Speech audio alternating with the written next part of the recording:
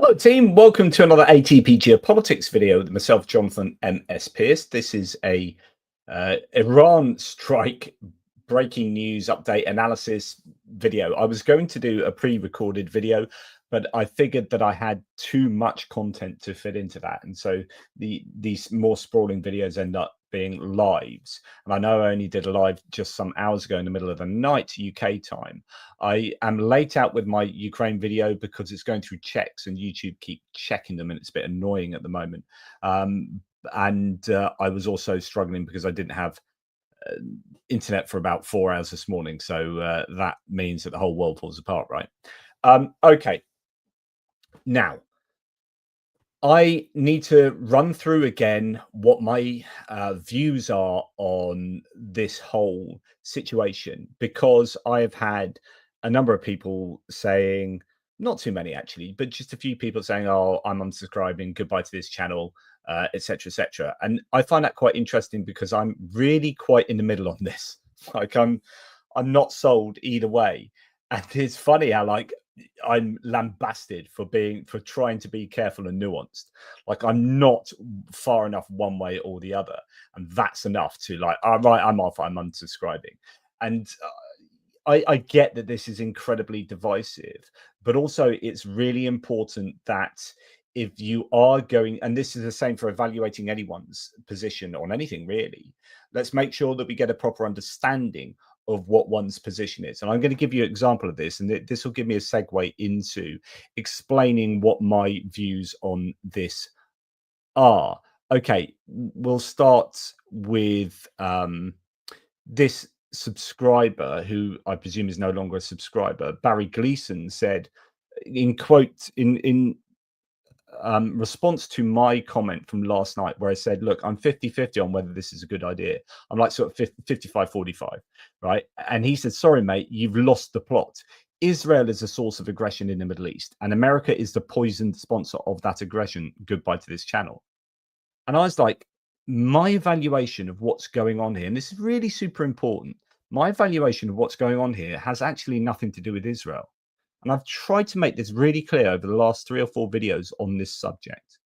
Like, I believe Netanyahu is a genocidal leader. And I believe what has happened in Gaza has been horrific, even though what happened with Hamas was itself horrific. But that was a wrong form of response to what happened in Hamas, with Hamas. So, like, I think Ben Gvir and Smotrich should be in prison, right? 2 of the coalition politicians in the present Israeli government. Israel might not even exist conceptually, and I would still have the same view on whether the nuclear facilities should be struck. My view on this is about whether we allow a theocratic dictatorship to have nuclear capabilities and almost nothing else. So my views are really specific, and I am particularly worried about a nation that claims that they have, or it's claimed that they have 60% enrichment of uranium. And the only reason to have that, and it's really interesting trying to listening to the Iranian ambassador to the UK this morning, interviewed by Laura Kunsberg on the BBC. Like, she put this to him, and he didn't really answer this well enough, which is like, there is no other reason for you to enrich this uranium other than to have a nuclear weapon. So why are you doing this? And that's my view. And it doesn't matter whether it's going to be ready in 2 weeks, 2 months, 2 years. Like, that needs to be stopped. Like, giving nuclear capabilities to more nations is probabilistically an issue, because it means that there's more probably going to be a nuclear problem going forward. And giving it to a dictatorship and a theocratic dictatorship is even more problematic. And we have to understand that Iran are bad guys, right? In terms of, they support Russia, they're in bed with Russia, they have caused the deaths of many Ukrainians through their provision of weaponry to Russia. They have been funding proxies like Hamas and Hezbollah. They have been helping to serve up disinformation around the world, etc., etc. They've got human rights abuses left, right, and center. Iran are not good guys. Giving them nukes is a bad idea. It doesn't matter whether Israel exists or not. That is my view. And so if you are going to then have a go at me for my position of only just justifying this these strikes, but with so many freaking caveats, then I just don't think you understand my position. Anyway, I just have to get that out of my I had to get that out. And I have to say, it's quite sad as well. I've interviewed Talaria twice, and I know she has a tendency to go full on. But I've unsubscribed to ATP Geopolitics. This channel has proven beyond any doubt is not seeking peace for Ukraine or for anywhere, but catastrophe for the world. It has turned into pro-fascist, pro-war mouthpiece, spouting Kremlin lies about the UN. I hope he's happy with his new Iraq. 3 years ago, we all watched in astonishment Russians turn into Z people. We couldn't understand how that could happen, how they could believe lies they knew to be untrue. Now I know. I've just watched the anatomy of ATP being turned into one. So now I'm some kind of fascist. I mean, I'm quite staggered by that, and it goes on and on and on and on and on, and I don't profess to have read that yet. So yeah, obviously people have very strong opinions, and here's someone that I've interviewed twice on the channel, and I'm being excoriated for that. Yeah, and I guess this is the point that this channel's not for one-trick ponies, and I do have my political biases, of course. You know that, you know what I'm like, right? And I get on my high and mighty, but sometimes, well, hopefully I'm often nuanced. In all the time, I hope to be nuanced. Like, we are far too simplistic in our understanding of the world. I think there was a great documentary called The Power of Nightmares by what's his name, talking about how we too simplistically understand these global geopolitical issues. Here it is. It's Adam Curtis, of course. Geopolitical issues such as the war in Afghanistan and other geopolitical events, and we simplify these things into kind of black and white, right and wrong, far too easily, rather than understanding that these things are really, really complex. Adam Curtis, so many of his documentaries are absolutely astonishing. Power of Nightmares is a very good example of our tendency to oversimplify.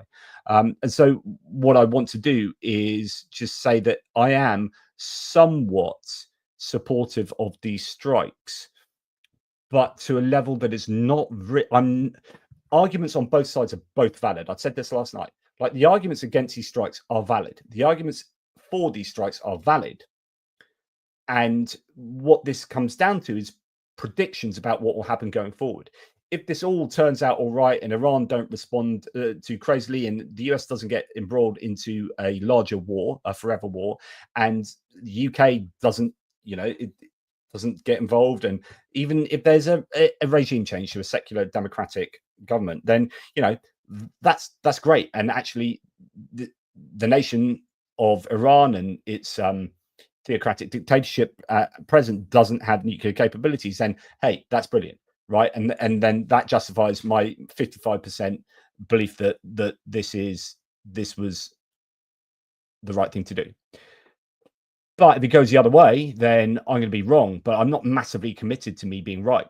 Like, I'm okay with me being wrong, because I'm only just over that threshold. So this is difficult, and I'm not crazy either way about this. This has a very high percentage chance of going south, and also I can also hold that striking. And I'm very narrow in my beliefs, right? So this is about striking nuclear facilities, not striking anywhere else. So if the US now starts going and gets involved in bombing Iran and doing other things, and we're going to come on to this because that's what Trump might well have indicated, then we've got a problem. And I then go, no, this is not acceptable. I don't think that's a good, or at least it's not a good idea, right? I don't think the UK should get involved, or any other nation. I think the US getting involved was because they have bunker busters, and it's to destroy, particularly Fordo nuclear facility. That's what I'm talking. I'm really narrow in my evaluation here. So it can very easily go in very many different directions. So yeah, as lemon curd sandwich, I agree with you. I hate what Israel has done and their genocidal actions, but I also hate Iran from their ideals and behaviors too. I don't think either will stop. Neither want peace. And yeah, that too. Okay, so let's then rewind, take ourselves through the night to where we are now and what we know. So Donald Trump started with, we have completed our very successful attack on 3 nuclear sites in Iran, including Fordo, Natanz, and Esfahan. All planes are now outside of Iran airspace. A full payload of bombs was dropped on a primary site, Fordo. All planes are safely on their way home. Congratulations to our great American warriors. There is not another military in the world that could have done this. Now is the time for peace. Thank you for your attention in this matter.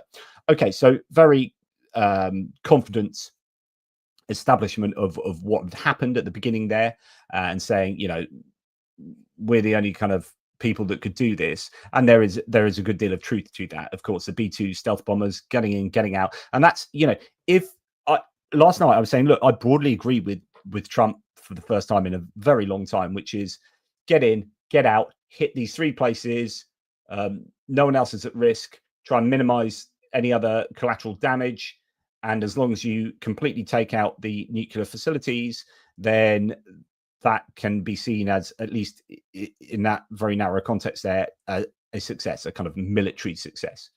Now, the first problem came almost straight away afterwards, when Donald Trump then re-truthed a comment from a dubious open source intelligence source on Truth Social, saying Fordo is gone. Now, this source wouldn't have had no idea about this. Trump then re-truths that as if I know something and I know this guy's right and it has gone. I find this really problematic. So straight away, there are alarm bells going, because Trump appears to be using a dubious source to try and back up his claim, but there's zero evidence for the claim that Fordo is gone, particularly at that point. I mean, this was straight away afterwards. Elliot Higgins said, well, Shashank Joshi initially said, what a time to be alive. The President of the United States doing battle damage assessment via sketchy OSINT accounts. I had blocked this particular account some time ago. Elliot Higgins from Bellingcat, by the way, I'm interviewing Elliot Higgins in a week or so's time. Trump quoting an oh shit account for confirmation of his strikes on Iran has a very special level of ick for me. I have to agree. So that is an alarm bell. Okay, so the 3 sites that were struck, Fordo, and then nearby Natanz nuclear facility in Esfahan as well. It turns out that these big bombs that were used, bunker buster MOP bombs, were used mainly at Fordo, and the other 2 received Tomahawk missiles from submarines. The White House released some photos, and what's significant about this is we see Pete Hegseth, J.D. Vance, Marco Rubio, Joint Chiefs Chair General Dan Kane, CIA Director John Ratcliffe, and Chief of Staff Susan Wiles, but we don't see Tulsi Gabbard. And I think that is significant, that the DNI, the Director of National Intelligence, in charge of 18 different departments, looking at the intelligence that you would think is entirely pertinent to this, she is not there. I think that's no coincidence. Okay, then we had initially claimed 6 US B-2 stealth bombers dropped a dozen GBU-57 massive ordnance penetrators. So these are the MOP bombs on Fordo nuclear facility, according to US officials cited by CNN. We hear, well, what happened then later is that Pete Hegseth came out and gave a briefing with Dan Kane as well. So here's some notes from Shashank Joshi. We won't go to the video of it. Just concluded a Pentagon briefing, including Chairman of Joint Chiefs of Staff.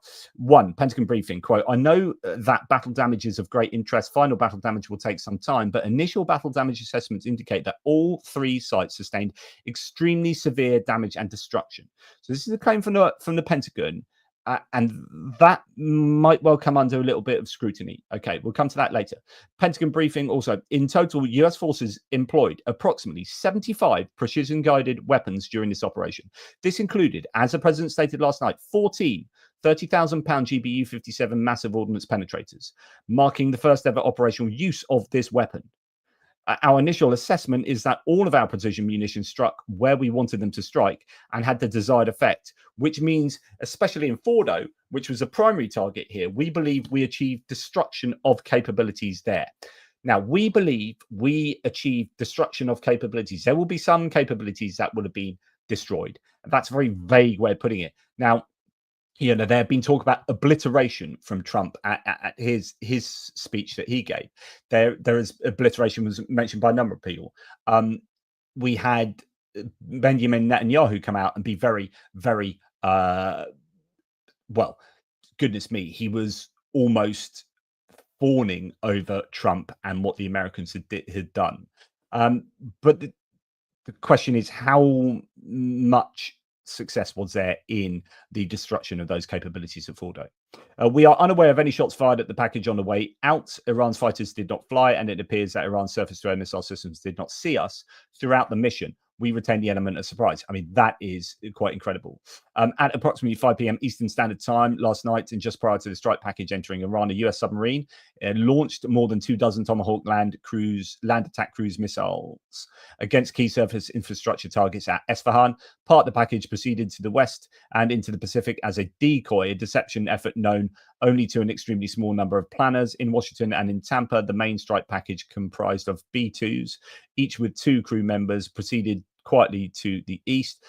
This is a plan that took months and weeks of positioning and preparation so that we could be ready when the President of the United States called. It took a great deal of precision. It involved misdirection and the highest of operational security. So there's talk about planes flying towards Guam yesterday. That was a misdirection. Meanwhile, other B-2s were doing other things. Pentagon briefing also stated that as the strike package approached Fordo and Natanz, the U.S. protection package employed high-speed suppression weapons to ensure safe passage of the strike package, with fighter assets employing preemptive suppressing fires against potential surface-to-air threats. I can only confirm that there are both public and private messages being directly delivered to the Iranians in multiple channels, giving them every opportunity to come to the table. As the secretary said, this was the largest B-2 operational strike in US history, and the second largest B-2 mission ever flown, exceeded only by those in the days following 9/11. So serious stuff took place there. But the question is, what was the damage? There is some evidence that a strike at Fordo took place. There is a smoke plume above Fordo, according to a single video that I've seen. There might be others coming out now. Yeah, decoy operations, main strikes with those aircraft. I don't know that there's anything else that Tendar adds here. Iranian fighters didn't fly. So the Israelis had already done quite a lot of suppression of enemy air defense, destruction of enemy air defense operations. In fact, there are more and more videos coming out now of old F-5s,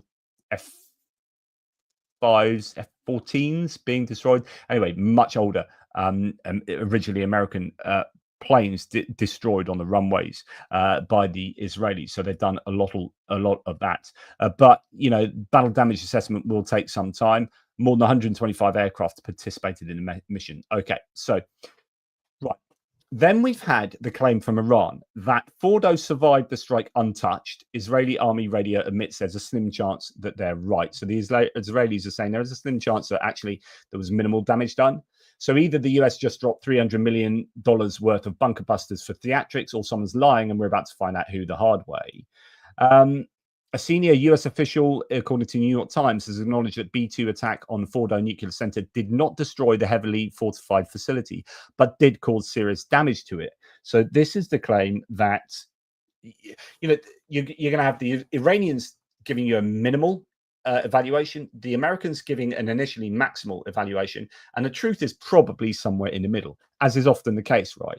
Which is, just at a guess. They've probably done a fair bit of damage, but they might not have completely taken out what they needed to take out. It was a very difficult target to completely destroy.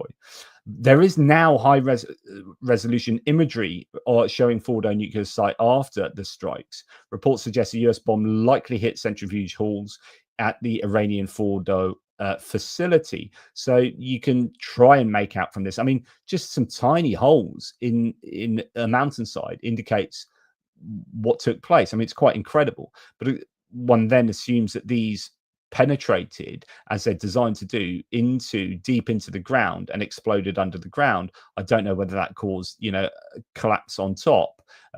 Whether this light grey area indicates that, then you wouldn't think you'd see those holes so clearly. So I don't know. I don't know what you can make of this imagery particularly. Now, what was also known to have happened over the last few days, it's that there was quite a lot of truck activity at Fordo that had been caught on satellite imagery, which suggests that the Iranians were preparing for this and might well have taken out a lot of their enriched uranium. And that is a problem. And that might also be why the Americans surprised everyone by suddenly attacking. It was like 2 weeks. That could have been part of the misdirection, but it could have also been expedited because the Iranians were doing something about it. So damage to Iran's Fordo nuclear enrichment facility after those strikes shown on these. Well, in fact, if we maximize this, does this show any collapse of? Yeah, it does actually. So this is interesting. So you see here, this area here, you've got shading there, which suggests that, yeah, I don't know. I think there might be a little bit of a change of, yeah, look at the shadows around here. It could be the time of day and the sunlight's different, but it could be that there's some disfigurement of the land there, suggesting explosions underneath causing collapse from above. But I don't know. You can definitely conclude that from there. Right. So here we have the Guardian saying highly enriched uranium was moved from Fordo, as I mentioned. Senior Iranian sources have told Reuters most of the highly enriched uranium at the Fordo site had been moved away before the US attack. Now, that's the claim from the Iranians. Take it with a pinch of salt. But there was also, as I say, satellite imagery to confirm that there was a lot of truck activity around there over the last few days. The news agency reported comments from that the number of staff at the underground facility at Fordo has also been reduced to a minimum. Fordo was a second enrichment site to be hit by the US along with Natanz. So, yeah, take that into account. Now, so first of all, I've just gave you what Pete Hegseth and Dan Kane were saying at their own at podium speech. But earlier on, Trump had spoken. So first of all, he gave out, because of course we do now diplomacy and politics by Truth Social and Twitter. So that's where Trump first went. Then he went to retweeting or retruthing, and then he went to a press conference. Now, what was a worthy observation of this press conference is that 3 other times when presidents have come out and said we're at war type thing, they've been on their own. Trump comes out surrounded by his lackeys. Jake Bro says, I've never seen a US president that was so weak and so scared about taking military action that he needed his yes men entourage to help to keep him company at the podium in the Cross Hall. I don't know. I'd be interested to see if you think that is an observation that tells us anything. Does that show that he's not 100% confident about this deep in himself, that he wants the backing, just psychologically wants the backing of those people behind him? I think that's probably quite a realistic conclusion there. If Trump believes what he did was correct, then he can own it as a commander-in-chief, like every other president has done. Trump wanted these guys on camera behind him in the event this situation gets worse, so he can blame and fire these guys and deflect off himself like he always does. Wow. So that is also a very plausible explanation, because if this all goes wrong, I mean, I said this last night, this is high risk diplomacy or warmongering, you can argue, from Trump. Because if this goes wrong, and there is a very significant chance this could go very wrong or quite wrong, there are all of the options available here. But this could be the political death knell for him. He's got a significant MAGA contingent who are America First isolationists, who are anti-war, and he campaigned on being the president of peace. This is going against what he campaigned on, and already there are people not happy with him in his own base. If it then goes wrong, he's in a lot of trouble. So this has to go right. So if it goes wrong, he will, as we've known from his activities in the past, we know that he will go into blame mode. It's just how he works. And so he's already got the people behind him to blame, potentially, particularly Pete Hegseth. J.D. Vance, interestingly, has been going down the diplomacy route, from what I can gather from what he's been saying since the strikes took place last night. In fact, I think while Marco Rubio and Pete Hegseth while Pete Hegseth was giving his presser with Dan Kane, I think JD Vance was on TV talking diplomacy. Then Trump came out with this, right? And this is where you start getting a bit worried that Trump might be taking America into a larger war. So there are two really, really worrying statements. This is one of them. Any retaliation by Iran against the United States of America will be met with force far greater than what was witnessed tonight. Thank you, Donald J. Trump, President of the United States. Did he need to say that? Does he need to act to give that kind of deterrence? It just gives permission for Trump to give further strikes here. And my justification of these strikes was that you're in, you're out, and this is it. It's just about the nukes. But of course, it depends how Iran reacts. So if Iran then react by attacking American military bases, then America is going to have to get involved in a wider war. And that's the whole risk here is that A, they didn't destroy what they wanted to destroy, and B, Iran starts on the US explicitly, not just by shutting down the Straits of Hormuz, which has happened, by the way. But if they go after the US explicitly, then the US gets embroiled into another war in the Middle East. And he has then said, if that happens, we're going to hit you hard. So there's this, he's already, laying out the foundations for striking again. And then we had this, and this was really worrying. These were the last words that he mentioned in his speech last night. Trump threatens to go after many other targets in Iran. And as soon as I heard this, and unfortunately, I just stopped my recording last night when I did live. He said this just after I pressed stop. Otherwise, one of my long goodbyes would have been an even longer goodbye, because this is one of the most worrying things that Trump has said. Trump is finishing up now. This appears to be a short speech. Quote from Trump: "With all that being said, this cannot continue. There will be either peace or tragedy for Iran, far greater than we have witnessed over the last 8 days. Remember, there are many targets left. Tonight were the most difficult by far, and this is a key part.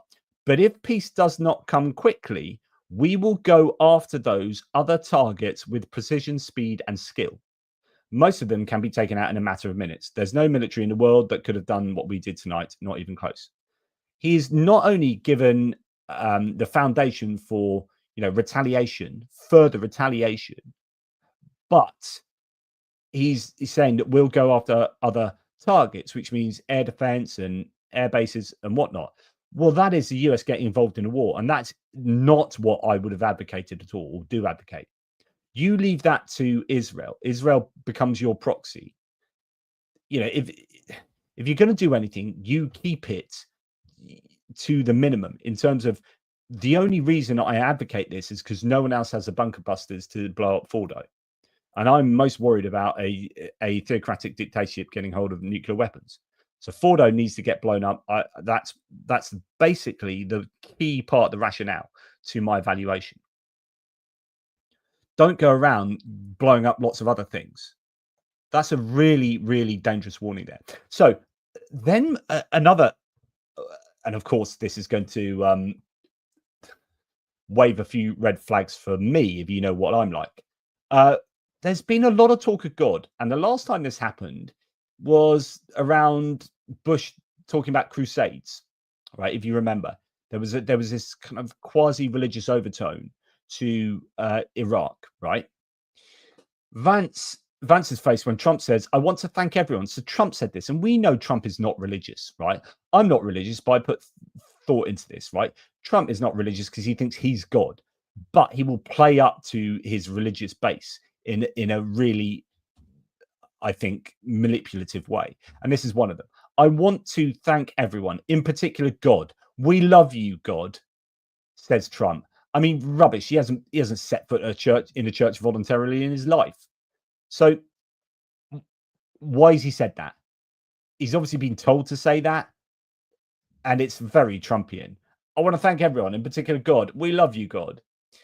But you also had Hegseth. Pete Hegseth's remarks are following a familiar script, says Shashank Joshi, referring to the New York Times, praising President Trump disparaging the Biden administration and offering a religious proclamation, "We give glory to God." It's also worth noting that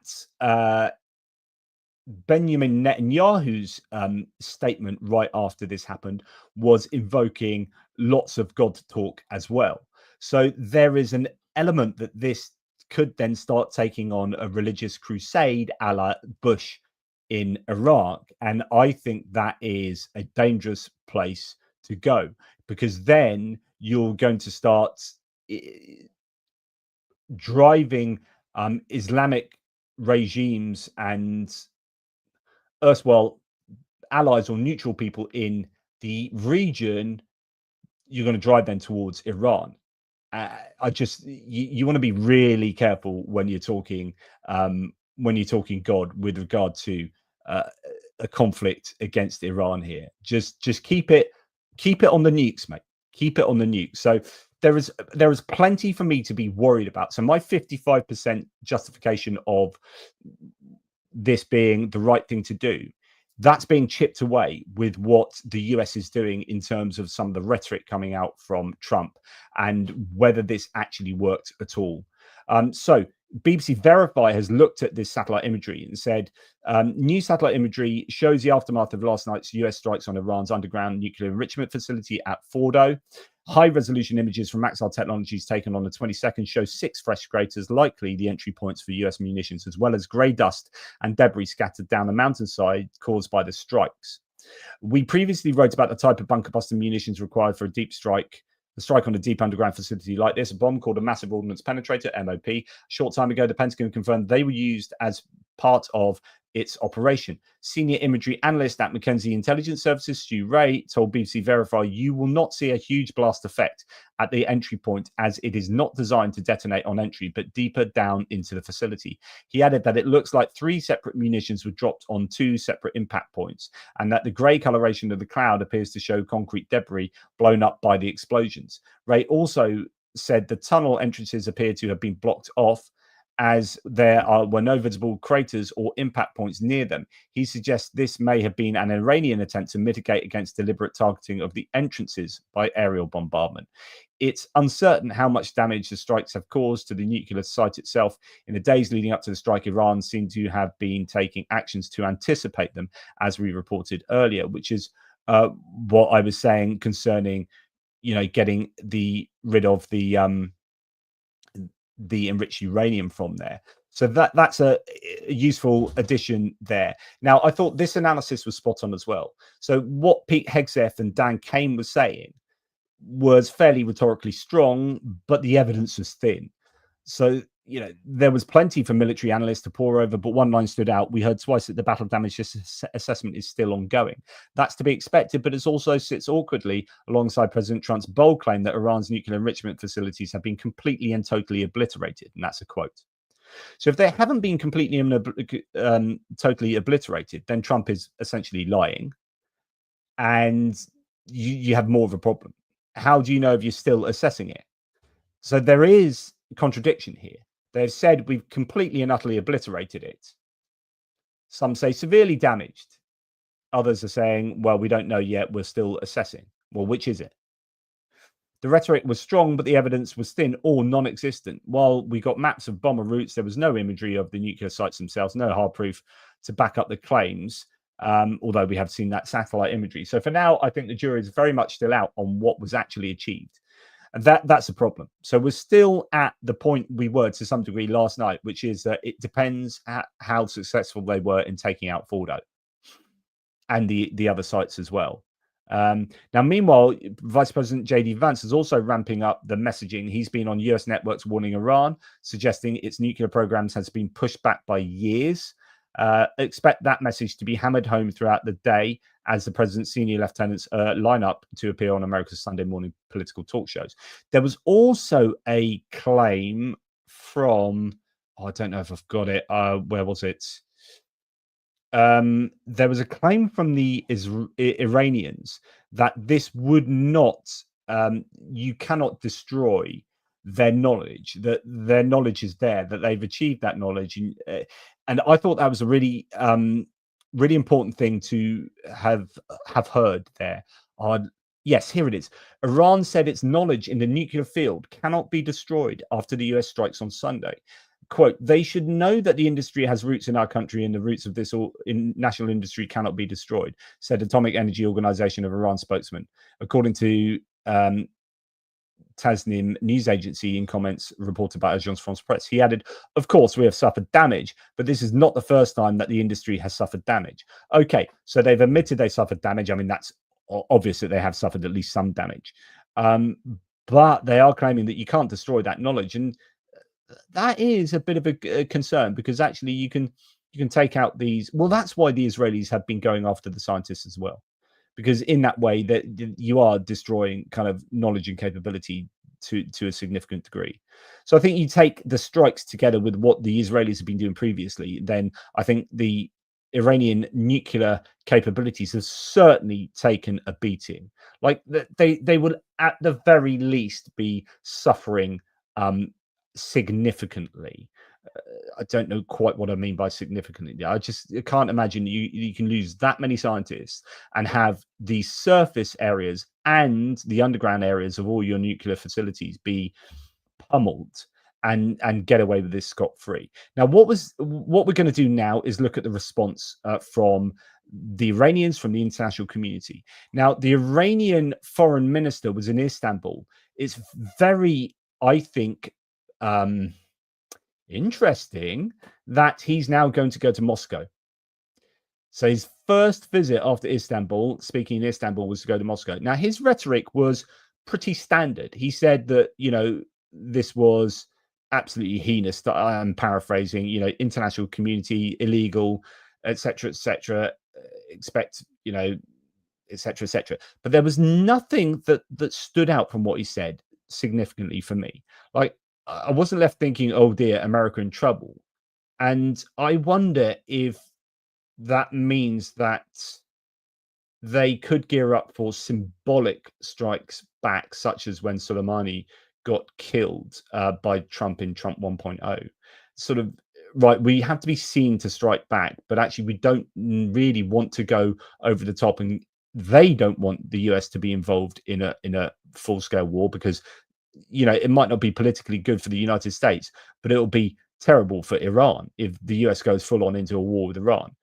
So they are not going to want a war. So how do they manage retaliation vis-a-vis escalation? So it could be that they decide to do something very symbolic. Strait of Hormuz is the first one, but not take it too much further. I don't know. This is going to hurt them a lot. They're going to be sort of gaming this, and I think going to see Vladimir Putin is not unexpected, but certainly something to keep one's eye on. Right. So Iran then did launch back missiles last night, and there was destruction in Israel. You were absolutely going to expect that, but they haven't struck back at the Americans.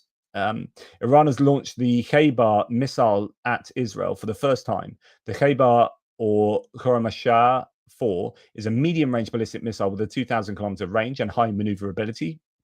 Known for its heavy warhead and interception evasion, it's a major asset in Iran's arsenal. So maybe they've kind of moved up the escalation ladder a little bit there with the sorts of missiles they're sending at Israel. Israeli Air Force has launched themselves a new wave of strikes targeting military sites in western Iran. Earlier today, it hit missile launchers prepared to fire at Israel.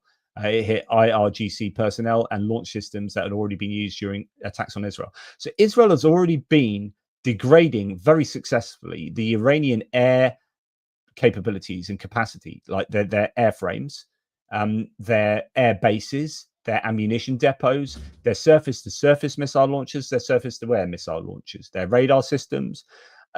The Israelis have done, no doubt, a very, very good job militarily speaking. There's no kind of moral evaluation here, but just from a purely military point of view, they've done, no doubt, a very good job over the last week, and they're still going, and they're going today. So when we are trying to game how Iran will react here, we have to understand that Iran is going to be less able to give the kind of reaction that they would want to give. Although they do keep a lot of their weaponry underground now, and we've seen these pictures of these long tunnels full of Shahed drones and ballistic missiles. Their launches have certainly taken a beating, and I doubt that they're going to be in a robust position to be able to really hit back at Israel and by extension the US. IDF has launched, so the Israelis have launched strikes on nuclear object in Natanz. So just on top of what the Americans have done, Israel media reports it looks like Iran's air defenses have mostly been destroyed. There are talks over this week that Israel had complete air supremacy, like there was no air defense left in Iran. So again, you're thinking, well, what can Iran do? Because really, although Trump has said that we'll hit back at the Iranians if there's any kind of retaliation, really the Israelis can do that job for them. And yeah, you can have a discussion about whether Israel is a proxy of the US, and I think to a large degree that is the case and always has been. But the US doesn't need to get further involved. Iran used to have several S-300 systems, I presume just here. Their work hasn't been seen. And then we have news that now the Iranian parliament has reportedly approved the closing of the Strait of Hormuz. Final decision lays now in Iran's Supreme National Security Council. Now, where this gets interesting, even though it keeps doing this, doesn't it? Iran here, if they close the Strait of Hormuz, the question is, well, what effect does that have? Of course, it's going to whack up the oil prices because a massive amount of oil trade goes through this region, through the Arabian Gulf here, Persian Gulf. So up through this very thin stretch of water. Now, who makes money off that? Well, everyone around the world. That'll be going onto the global markets for oil, and that will affect all of us. The price of oil has already shot up 10% since these strikes took place. And it's a weekend, right? But these are neighboring countries that are going to be generating an awful lot of income off the transport of these hydrocarbons. And if Iran shuts down the Strait of Hormuz, that will annoy people like the US and Europe and people who are consuming those goods. But that will also annoy other countries who consume those goods, like China, like India. It's going to annoy these neighboring countries. So Iran needs to be careful if it doesn't want to completely isolate itself in the way it reacts to what the US has done. So I think that's certainly something that needs to be considered. What else? Israel once again carrying out strikes on Iran. So reports indicate explosions are being heard in the Iranian city of Bushehr, where a nuclear power plant built by Rosatom, the Russian energy agency, is located. Earlier, Moscow stated that President Putin had been assured that no strikes would be carried out on this facility. Wow. So we'll have to wait and see whether that is a strike on a facility, nuclear facility that's supposed to be off bounds. I don't know. You don't always know that this footage is accurate from the time frame. Is that something that happened in Afghanistan 6 years ago type thing? But anyway, that is some footage that is coming out now, and that looks like a pretty sizable and also chemical cloud there. Right, a senior Iranian official told Reuters, if we have to choose between stopping uranium enrichment and war, we choose war. Now, that is a bit of an issue, because what ideally you want is these strikes to say, right, now we've hammered your uranium enrichment process and calendar, if you like. You need to come to the diplomatic table to negotiate. They are saying, well, we're not going to do that. We choose war. We choose war rather than giving up on uranium enrichment. That's a bit of an issue from the Iranians there. Okay, right. Now moving on to international reaction here. And I actually am going to stop that. I just want to play you a little bit from a... let's have it here. Share screen. It's this one. Yes, here we go. So this is The Rest is Politics US. Katty Kay and Anthony Scaramucci, and they give a really great summary of what is going on here. Hopefully you can hear this. The Defense Secretary had just spoken, sounded very confident about the success of these strikes, saying that the capacity, as I said, they both used this word, obliterated. But I've been speaking to people in Israel and people in the national security community, what Washingtonians like to call the IC, the intelligence community here in DC, who are saying the single biggest question, as you and I are talking, Anthony, on Sunday morning, is how successful these strikes were. And we need the details of that. Were the facilities damaged, only damaged? Were they obliterated, as America's saying? Were the stockpiles destroyed? Were the weapons manufacturing areas also destroyed? Have the Iranians moved some of the stockpiles and the manufacturing capability and the facilities to a site that America did not hit last night? So all of that, I think, is what we are waiting to find out. And I think as you and I are speaking, when it comes to this big question that has divided MAGA world between should he have done it and should he not have done it, and that is dividing the Middle East experts that I've been in contact with and some members of Congress, I just heard from one this morning, about whether he should have done this or not. Everybody is slightly on pause this morning in Washington, waiting to find out how successful these strikes were, and two, waiting to see how the Iranians retaliate and what sort of capability they have left to retaliate. And until so that's exactly what I've been talking about since this happened last night. So this video and the last video is like the evaluation depends almost entirely at the moment on the battle damage assessment. If it completely knocks out the Iranian nuclear capacity and capability, then that gives us a very different evaluation as to whether it was the right thing to do than if they failed to achieve what they were intending.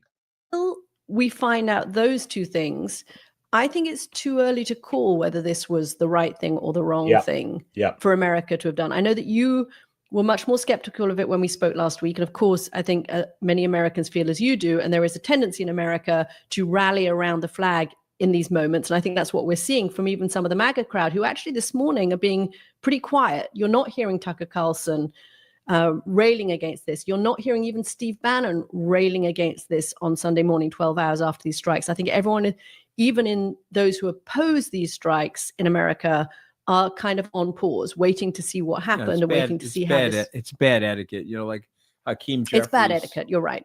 It's not seen as well done. Going after the administration. You know, one of the reasons why these political leaders like war is it consolidates their opposition. It's very hard to go after somebody when you're putting American when they're a wartime leader. Exactly. You're putting American citizens in harm's way. So Bannon will tone himself down. I find it ironic that I'm in agreement with Marjorie Taylor Greene and Steve Bannon.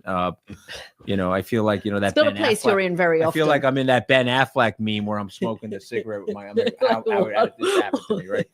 Is this the party that I really want to be in? No, 100%. But by the way, let me add, can I answer Kathy's? All right, go ahead. I'm sorry. That will change. This rallying around the flag and the troops and the president will change if this operation has not been as successful as America needs it to be in order. 100%.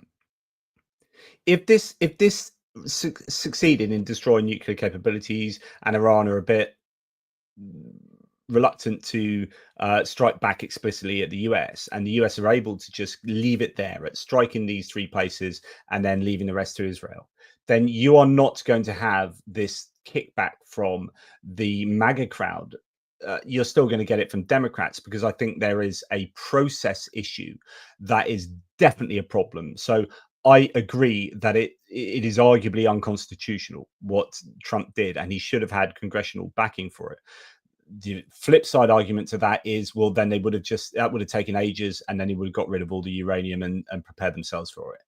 So I understand arguments both ways on that, but I don't think you can easily get away from the fact that this was a unilateral decision decided by the executive without the input from Congress, and I think that is a problem. Order for this to be an in and out strike that takes the risk of Iranian nuclear threats off the table. The public is fickle. So let's talk about a path to success, right? A path to success would be diplomatic overtures are being made to bring Iran back into the family of nations. They tried a rapprochement with the Saudis, which apparently has been successful. And maybe now that if this is really true, that the nuclear proliferation is off the table, is there a way to bring them back into the family of nations and to potentially even improve their economy and the health and welfare of their citizens? Again, I don't know the answer to that. I'm skeptical of that. Are they going to retaliate? This is a prideful, nationalistic group of people. It would make more sense to me that they would figure out a way to retaliate, because again, as political leaders, the country has just been attacked. Remember, they lost 8 million people during the Iranian war in the 80s. Even if there's a 80% disapproval rating in the country of the regime, when you're getting attacked, people have a tendency to consolidate with each other. So there's those issues. But just quickly, I guess and I think we'll leave it there. But I think that was a pretty good synopsis.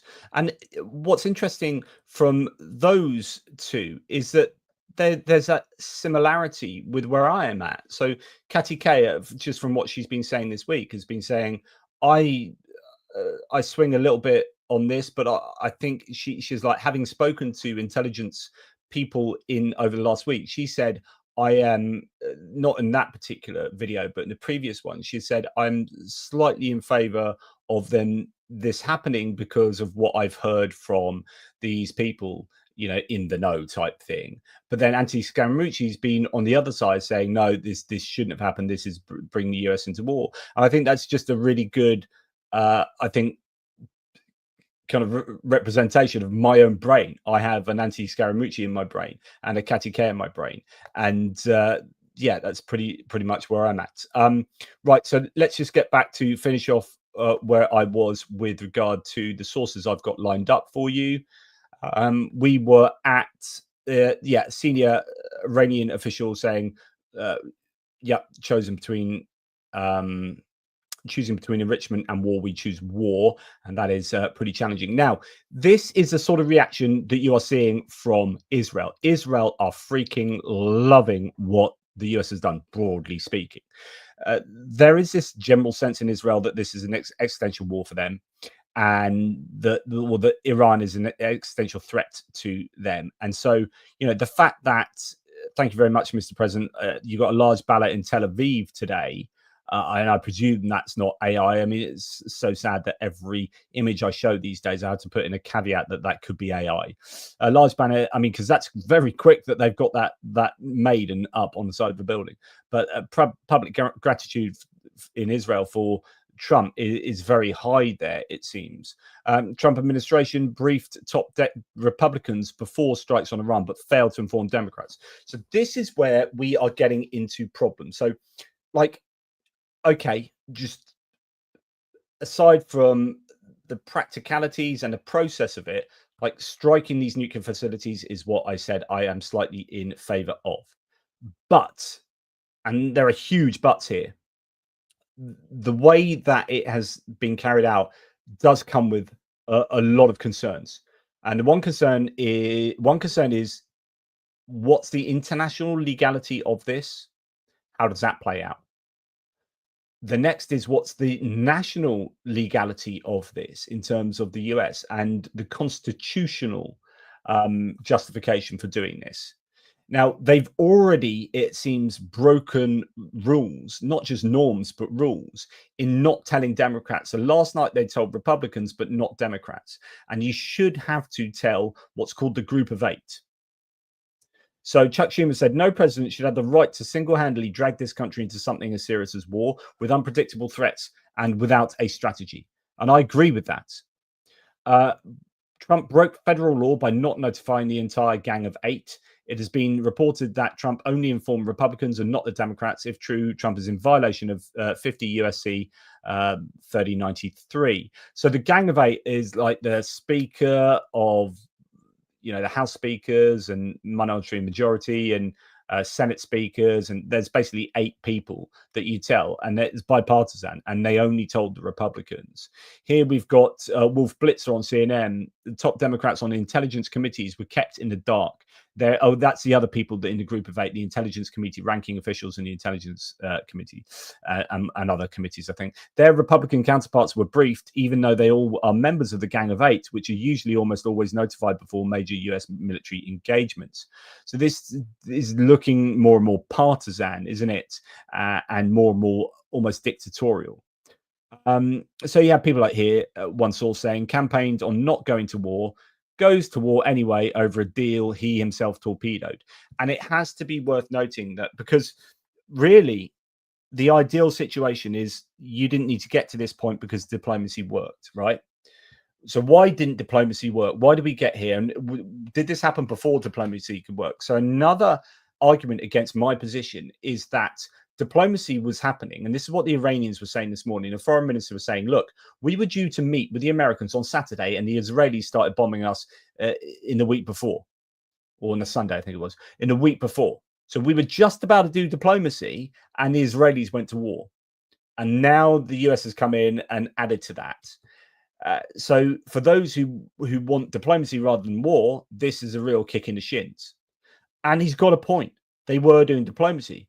The issue is, I mean, this is a case where Trump ends up being the arsonist with a hose, right? So if should you be rewarded for putting a fire out with a hose? Well done, you put that fire out. Well done, that's amazing. So well done, Trump. You've blown up Fordo. That's really well done, excellent. But if you were the guy that started that fire in the first place, should you be? Now it's not that Trump started nuclear, uranium enrichment, but Trump tore up the JCPOA back in whenever it was. So he gets into power, and you've had this agreement since 2015. It had been working. In fact, I've got some stats here. Here it is. So let's bring that in now. So Seth Abramson says, I wonder how many people realize that America is now literally at war solely because Trump hates black people. Obama signed the Iran nuclear deal. Iran stopped enrichment. Trump ended the deal to spite Obama. And there's a lot in this, by the way. So he really hated Obama and wanted to undo everything Obama did, irrespective as to whether that was a sensible thing to do, like from a policy agenda point of view. He was told enrichment would restart. It did. This is Trump's war. So that's one view. Now, here is a reference to the Financial Times graph here, looking at the actual and planned nuclear activity over time since 2011. So what happened is the JCPOA came in 2015, back here, January 2016, it says. The deal was implemented. And it was actually apparently working, as you can see from the nuclear activity being zero for the entire time it was in place. And then it got torn up by Trump. And then a few years later, or a few months later, lo and behold, you start on this journey up to where they are now. Trump comes along and says, how dare you have all this nuclear capability and knowledge and activity? We're now going to send a bomb at your facility. The question is, well, would that facility even have been doing what it was doing had he not torn up the JCPOA? So that is a definite problem. For someone like me, I'm saying, yeah, I'm just about in agreement with him doing those strikes, but he only needs to do those strikes because he freaking ripped up the original deal. And that deal, by most accounts, was all right. They were adhering to it. There was some, particularly Republican criticisms of that, but that could be because it was done on the Democrat watch. So then you go back to claims like this. Kamala Harris will have us in war in 6 months, and that was Donald Trump before the election, and then he did it in 5 months. So no matter what you believe about whether Trump was right to do these strikes, he is being hypocritical, potentially unconstitutional, and potentially internationally illegal, if you like, falling afoul of international law. Now, international law is very murky. Like Article 51 of the UN, and preemptive strikes, it is not easy to justify what he has done, but also there is vague enough to maybe just about getting away with justifying him doing it. But I think there's certainly issues back domestically here, and he is at the very least sold his electorate an absolute lie. The president of the peace slagging off Kamala Harris for potentially being someone who take the country to war, and then he's the one that does that himself. So yeah, Anton Gerashenko says, and he was, just to remind you who Gerashenko was, I refer to him so very much. He was advisor, I think, to the Ministry of Internal Affairs in up to, it's not coming up with the he was involved in Ukrainian politics. The system of international law is broken. There are no more rules anymore. The question is how to survive now. A new functioning system is needed, and we need to actually survive until it appears. For Europe, this is not the time for observation. It's the time for quick actions and unity. So this is in response to Antonio Guterres from the United Nations. I am gravely alarmed, he said, by the use of force by the United States against Iran today.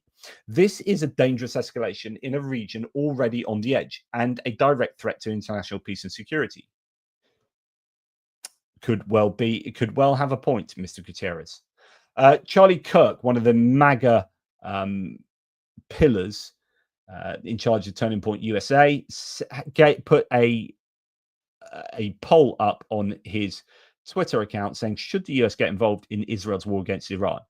And it had a 90%, a whopping 90% to 10% majority saying no, it shouldn't get involved, which is very uncomfortable since now Trump has gone and done that. And that was almost 500,000 votes. Now, you can argue that many of those might be bots and trolls, but he has deleted that poll, which is interesting. It goes back to what Katty Kay was saying, that there have been some very quiet MAGA critics of war this morning as they're waiting to see how the dust settles.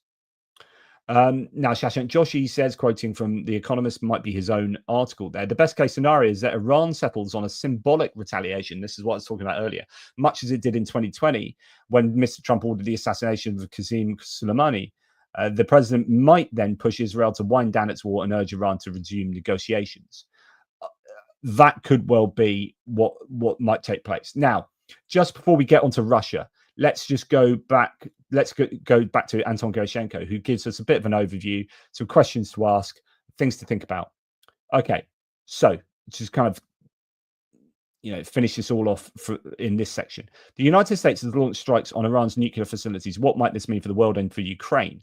The main question now is how Iran will respond. Situation in Iran is complicated. Not all who hate the Iranian regime applaud the strikes, and that's a problem. You don't have to like Iran to be against the strikes, and you don't have to hate Iran to be for this. You can have all sorts of combinations here. You can be like just worried about nuclear capabilities getting into the wrong hands. You don't have to like Israel to I think that's a better way of seeing it. You don't have to like Israel to approve of these strikes, because these are two very different things going on. Anyway, the main question is how Iran will respond. The real situation in Iran is complicated. Okay, the longer the strikes last, the stronger the anti-Israel and anti-US moods will become. Will President Trump aim for a quick end to the war, or will he join Israel that seems to think that there is a chance for a regime change? Now, something I've forgotten to say is that I think Hegseth was very clear in saying we're not interested in regime change. I guess as a positive bit of collateral, they wouldn't mind a regime change, but they're claiming that they're not doing these strikes in order to get a regime change. Israel, on the other hand, is being a lot more overt in their desires for a regime change as a result of what they are doing. So there's two different approaches there. And I think the US is certainly right in saying that they're not doing this for a regime change, whether that is part of their calculation or not. Because then that becomes much more divisive, and it's harder to sell that to the American public. This is a kind of like global safety thing. Let's get rid. This is largely my thinking. Let's get rid of nuclear capability and let's not let that get into the wrong hands. Okay. If it's like, oh, the US is getting involved in another regime change in the Middle East, then you got problems. The longer the strikes last, so the stronger the anti-Israel and anti-US mood will become. President Trump aimed for a quick war. Oh, all right, okay. So far, the regime in Iran is doing okay. There are no signs of officials fleeing or the army laying down their weapons. As of now, Tehran doesn't expect Israel's or US troops on the ground, and that keeps up the regime's faith that it will not collapse. At the same time, it's important to note that even if the regime in Iran will weaken and collapse, there is no certainty that the new authorities in Iran will be friends of Israel. Arabic countries are afraid of regional war. There are sensitive issues of sovereignty, and they're afraid that the war might grow into something of a much larger scale, eventually involving them. Obviously, a long and protracted war is not beneficial to the United States. President Trump is interested in a quick, victorious war that would strengthen his ratings. So there's a political element to what he is doing. In the negative scenario, a protracted war leads to a sharp increase in energy prices and the United States having huge problems in the Middle East. Iran might close down the Hormuz Strait. Well, they're looking at doing that already. This will lead to growth in oil prices, which will be beneficial for Russia and bad for Ukraine in the war. The war in Ukraine will fall out from the global news. We see that already. Absolutely. It's easy to start wars and very hard to stop them. So I think that's a fairly sensible set of points and questions and whatnot from Anton Gerashenko. Okay, now let's go to Russia to finish it off before we get to your questions. So Russia, wow. So we know that the foreign minister is already rushing off to Moscow. We need to remember, because this is part of my calculation as to why it's marginally justifiable to do this, is that Russia are bad guys. Iran are bad guys. Iran are helping Russia with weapons and stopping, blowing up nuclear facilities will have a knock-on effect of Israel being, well, what Israel are doing in terms of taking out Iranian material as effectively as they are, will have a beneficial effect on Ukraine. And it will weaken Russia, it will weaken Iran, and by extension, potentially weaken Russia. And of course, then Russia look to be on the bad side. So if Russia come to Iran's aid or side with Iran, then that pits Trump against Putin. I was saying this the other day. This is the one thing I would hope, is that Russia really step in to be supportive of Iran. Like, what I hope is politically, I don't want a world war. What I mean is that politically, that makes him look like the bad guys as well. And what you want from MAGA Republicans in the United States is that they see Putin as a bad guy. And at the moment, that isn't really the case. Now, Putin appears to be playing this very freaking cleverly. Now, he's come out and said, according to this little excerpt, his response: Israel today is almost a Russian-speaking country. 2 million people from the Soviet Union and Russia live there. We take that into account. So it's true, like 15% of the Israeli population speak Russian. It has a huge diaspora community. He's very cleverly said, oh, Israel and Iran. Oh, I can't come down too supportively, on the side of Iran, because, there are 2 million Russian speakers in, and we all know what he thinks about Russian speakers in Ukraine, right? There are 2 million Russian speakers in Israel. So, I've got to think carefully about what I do. That is clever leadership there. That's clever statescraft, I think. Now, the official statement from the Russian Foreign Ministry is translated as follows. Ministry, in connection with the American strikes on Iranian territory, Russia decisively condemns the US strikes on several nuclear sites in Iran at dawn on June the 22nd, which followed Israeli attacks on the Islamic Republic. The irresponsible decision to subject the territory of a sovereign state to missile and bomb strikes, no matter what arguments are used, grossly violates international law and UN Charter and UN Security Council resolutions.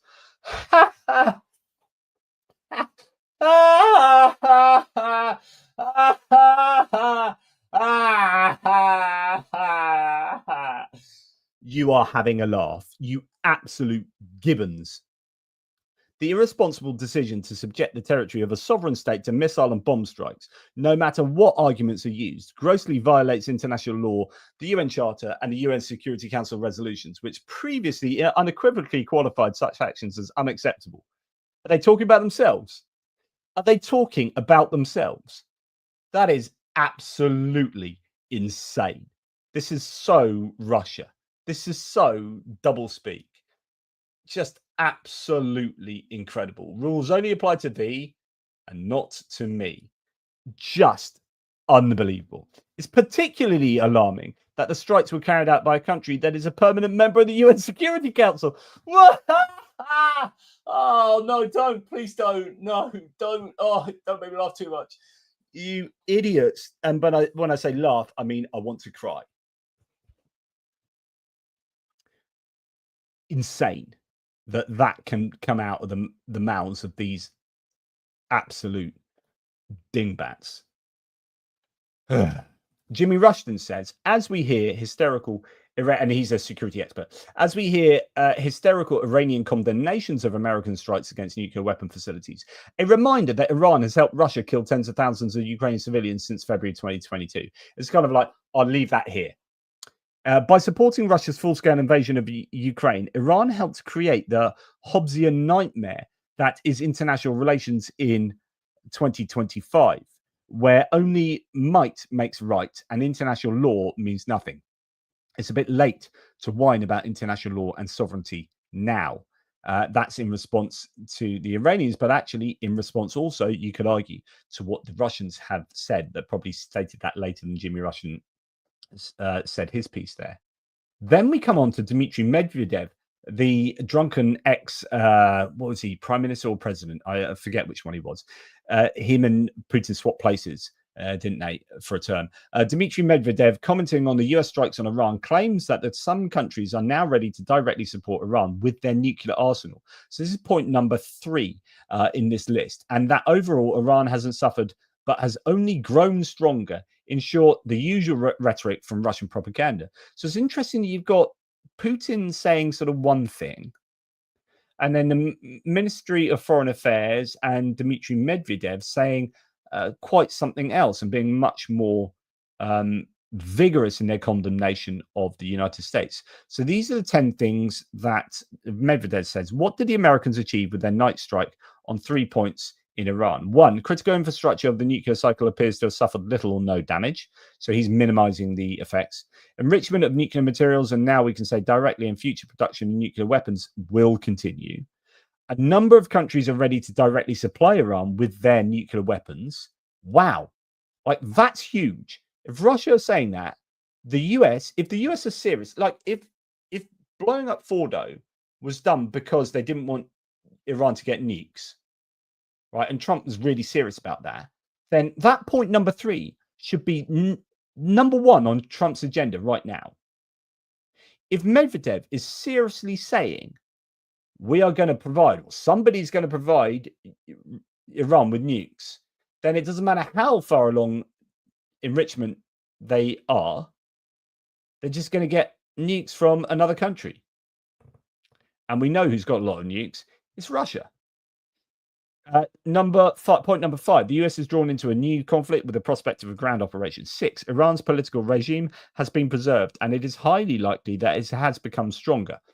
Not 100% sure of that. The people are consolidated around the spiritual leadership, even those who did not sympathize with him to some degree, but yet to be seen fully. Number 8, Trump, who came as a peacemaker president, started a new war for the United States. Number 9, the absolute majority of countries in the world are against the actions of Israel and the United States. And 10, with such success, Trump will never see the Nobel Peace Prize, even despite all the venality of this nomination. A good start. Congratulations, Mr. President. That's really quite a list there from Medvedev. But yeah, as Anton Gerashenko says, number 3 is particularly interesting. Who is going to provide Iran with nukes? And then we can talk, say, about, for example, the UK. So the UK is, I think, being somewhat, and this is going to be probably reflective of many European countries, and I don't know other countries as well. I think it's going to be a case of we need to get back to diplomacy. Oh, this has been a flash in the plan. We don't support. I think the official line is we don't not really, they're not going to come out and be too overt, but it's like we're uneasy about supporting strikes. We now need to get back to diplomacy, which is why the Europeans tried to do diplomacy yesterday and the previous days. It didn't quite work. but I think that they are going to want to not get involved militarily with this. So I don't think, even though our forces will be on the ready in the region, I don't think the UK, and I doubt any other country, is going to be rushing to support Israel and the US in any further strikes here. So I think as far as allies are concerned, it's only the US, and no one else wants to get drawn into a war, and the US won't want to get drawn into a war. The question is, will it get drawn into a war? Right. Okay. Hopefully that covers everything for you. Let's just get to thank a bunch of you. Thank you very much, Richard Bennett. Really appreciate you. And my goodness, Aussie Rob, thank you very much for your incredible support there. Thank you for providing those memberships to people. Really, really kind. Thanks to F Oink in Hungary for JP's support fund. I appreciate that. I actually have a little bit left in my white port here, but it's definitely far too early to be considering that. Although the amount of speaking I've done today is getting on, isn't it? Mitch, good to have you on board as last night. Thanks for being both. I think it would be a good idea to keep an eye on the Trump admin BDA versus the BDA, so battle damage assessment, what damage is actually done, coming from credible analysts with subject matter expertise. Spin as a means to an end versus reality is the ongoing challenge with Trump's administration. Absolutely on point, Mitch, as you always are. Really, really valid point there. And that's what we're going to be doing, is comparing what is said by both the Israelis and the Americans, and then on the other hand, the Iranians and the Russians, and then look at open source intelligence. And as I said earlier, the truth is probably somewhere in the middle. I mean, they're clearly going to have done some damage with those bunker bombs, but whether it will be enough is another question. Bear with me a second. Actually, my son shut his door there, so that was okay. Right. Yeah, so yeah, exactly what we're going to be looking at, comparing the reality with the perception. Now, Pete Watson, thank you. JP, never underestimate Iran. They know Israel's US weapon systems, including the bunker buster bombs, countermeasures against, and don't forget the clandestine bio and chemical weapons programs. I will think that you've got to remember that the Israelis and the Americans will also know the Iranian capabilities there. So I think the issue for the Americans is whether the bunker busters are actually able to penetrate what the Iranians have done, I think probably quite successfully, with reinforcing their nuclear facilities. But in terms of their conventional warfare, I'm fairly sure the Israelis and the Americans, you don't want the Americans to get involved here, but let's just say the Israelis, considering they already are, and they're not going to back down. So that's not going to happen. The Israelis are not going to do diplomacy now. You could argue that they could do diplomacy if they were threatened by the international community with sanctions and so on and so forth. Absolutely, that could happen conceptually, but it's practically not going to happen. Otherwise, it would have already happened. They are doing what they're doing, and that won't stop. And so I think the Israelis will really hammer the crap out of the Iranian materiel, and they will do that with the help of the US in terms of intelligence and refueling and stuff like that. I'm fairly sure that the Americans will help in that way. But yeah, we'll see whether they we'll see how they respond. I guess we still don't know. And Pete, again, they had time and would have had command orders to place move to other sites. Sorry, I'm just trying to work this out. Yeah, so exactly what I was saying earlier, they might well have got rid of a lot of that enriched uranium from Fordo and taken them to another site. But at the same time, the Israelis will be watching all of this on satellite imagery. Like, they'll be looking at this, and even with drones, like if they have, as they claim, complete air supremacy across Iran, give or take, then they are going to be able to look at what the Iranians are doing. They already know that they've been moving stuff probably out of Fordo. And that could be, as I said earlier, why the Americans expedited a strike. If it was indeed expedited, it certainly seemed to come out of nowhere. We're expecting 2 weeks and then suddenly it happened. It could be that it was now or never.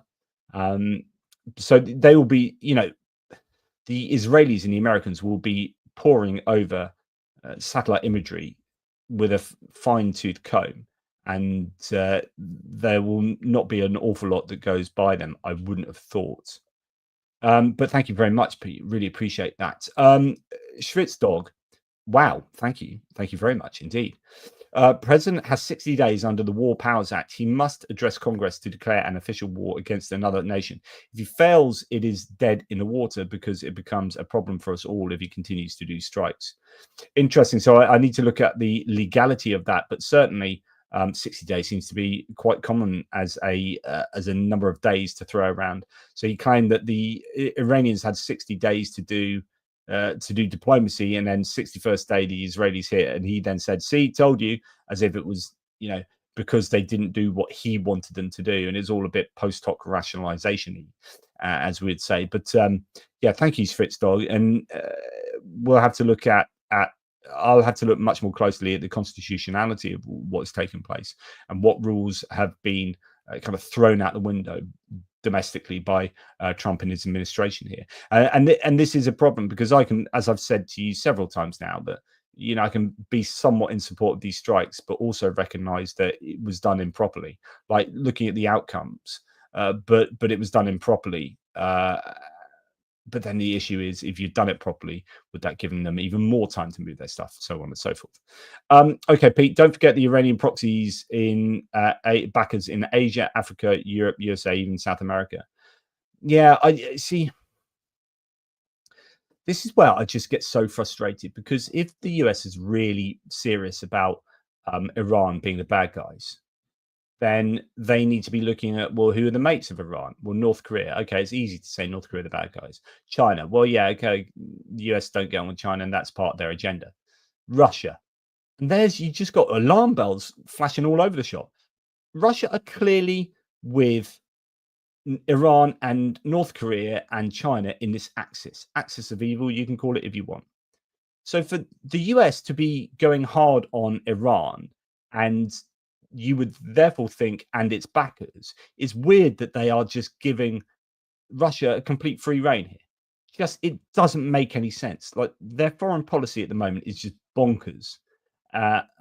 It's part complete isolationism, part appeasement of Russia, and part neocon attack Iran. Just so weird. But yeah, if you want to join it all up, then of course you're going to have to look at who backs Iran. Yeah, and their proxies. Johnny Christensen, thank you very much for your Danish love there, my man. Really appreciate it. Okay, so thank you to everyone in the live chat. I really appreciate your support. Thank you particularly to Schwitzdog, who's been incredibly generous, Mitch Mazerol, and others as ever, Pete Watson, and Aussie Rob, incredibly generous, Richard Bennett as ever, and F Oink, and Johnny Christensen. So thank you to all of you, Blonde Bombsheller, on board. Thank you very much, BB. Thanks, JP, for all your hard work. Indeed, I would have got to you earlier, but the internet was fighting against me, and I had to reset my entire mesh around the house and phone Virgin Media and blah blah blah blah blah. 3 hours later, it was all sorted. But that's time I'll never get back. Time I could have spent with you guys. No, so this is a very serious subject. And what we don't want is this war to expand. We don't want the US to get embroiled. We want it to be a quick in and out. We want it to be a successful strike. It's happened. So since it's happened, it might as well, whatever you think, it might as well be successful in taking out the nuclear facilities. I presume we're all hopeful that all the nuclear facilities are taken out. Otherwise, that's a bit weird. Even if you're someone who's deeply against these strikes, surely you still want them to be successful. You just think it was a bad idea to do them. But no one wants these nuclear facilities to be functional and enriching uranium to the point where Iran get nuclear weapons. Like, I can't think that anyone other than a Russian would be wanting that to happen. So we want this to be maximally successful, because otherwise the US does get embroiled in a forever war, and it will put American servicemen and citizens at risk. And then the UK and other nations might then be pressured to join in, and then it all becomes a real issue. So, I don't want that to happen. Like, this will be a failure. Like, this will be a bad decision if all of those things happen. And so at the moment, what we're really hoping for is that these MOPs did blow up Fordo. That's kind of what we want. And then we can just get on, say, right, this happened. Let's get to diplomacy, so on and so forth. Touche, Rodney. Touche. He hasn't unplugged me again since then, but I expect it will happen again in the future. Thank you very much to the mods. Apparently, it's been spicy today. I've not noticed that, but then I've been talking at you, hopefully also with you, but mainly at you. I appreciate all of your support. Thank you, thank you, thank you, and thank you to people like people on Buy Me a Coffee and PayPal. Michael Winkler, for example, Paul Spiker, Mark and Olina, BizQ, like all of these people who support so much. And big time, please remember to support the Car for Ukraine campaign that we are currently carrying out. Let's get that up. Car for Ukraine, Summer Sunshine. Here it is. Let's bring it to you. The Car for Ukraine, Summer Sunshine. Look at that. We're getting there. Great improvement over the last 24 hours. So thank you for those who have helped out. You get yourself some patches and pins by contributing. Here's a donor wall. Really appreciate all of you who have helped out big time. Peter Kluken, massive support there from Peter Kluken. I've missed that one again. He's always amazing with his campaign supports. What a total legend. Thank you, Peter Kluken. And all of you others on the donor wall. Really appreciate it. Okay, in the meantime, thank you, take care, and I will speak to you soon. Toodle pips, and thanks to the mods, legends all.